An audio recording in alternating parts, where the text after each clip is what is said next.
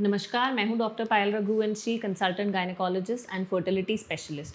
क्या आपका beta HCG test positive है? जी हाँ, बधाई हो। यदि आपका बीटा एचसीजी टेस्ट पॉजिटिव है तो प्रेगनेंसी आपको रुकी है।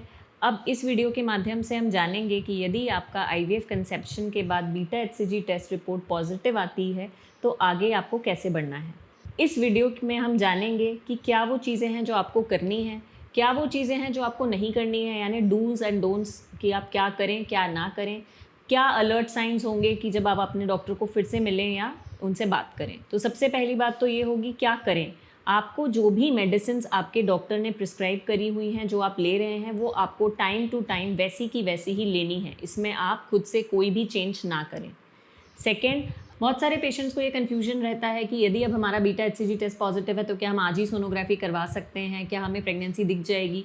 जी नहीं, आपको वेट करना है। आपका बीटा एचसीजी टेस्ट पॉजिटिव आने के बाद कम से कम 10 से 14 दिनों के बाद हम सोनोग्राफी करने का एडवाइस देते हैं। सोनोग्राफी में हम ट्रांसवजाइनल सोनोग्राफी करवाते हैं प्रेगनेंसी कन्फर्म करने के लिए।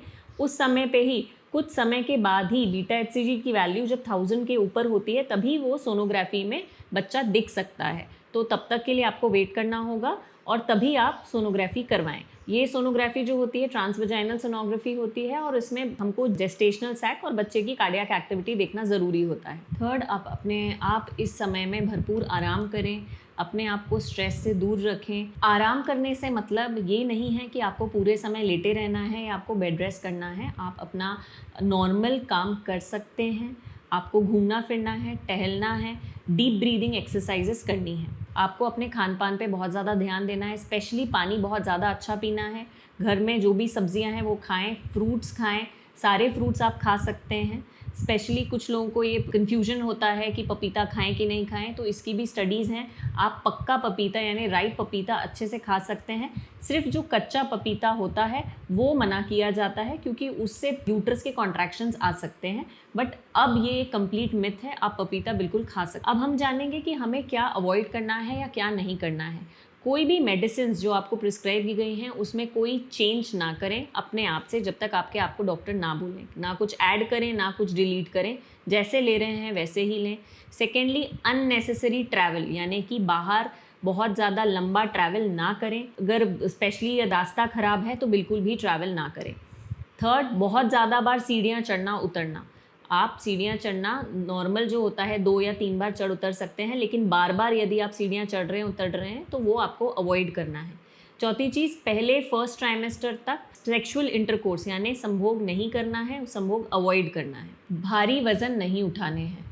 यदि आप घर के पूरे काम करती हैं तो जो भी भारी वज़न वाली चीज़ें हैं वो आप बिल्कुल नहीं उठाएंगी। जो लोग जिम जाते हैं या एक्सरसाइज करते हैं तो हैवी वेट लिफ्टिंग या स्टर्नस एक्सरसाइजेज अवॉइड करनी है, बिल्कुल भी नहीं करना है।